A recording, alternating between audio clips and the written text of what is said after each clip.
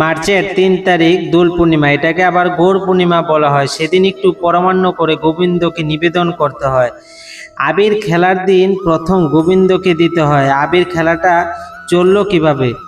ভগবান শ্রীকৃষ্ণ মা যশোদা মায়ের কোলে বসে আছে। মাকে বলছে, মা আমি কালো, রাধা সুন্দর, এ তো মানায় না, তো আমার ভালো লাগছে না। মা যশোদা বলল, আজকে দোল পূর্ণিমার দিন, একটু আবির এনে রাধার গালে মাখিয়ে দিবি, তুইও মেখে নিবি, অন্তত একটা দিন তো এক রঙের হতে পারবি। তখন থেকে আবির খেলা শুরু হয়েছে।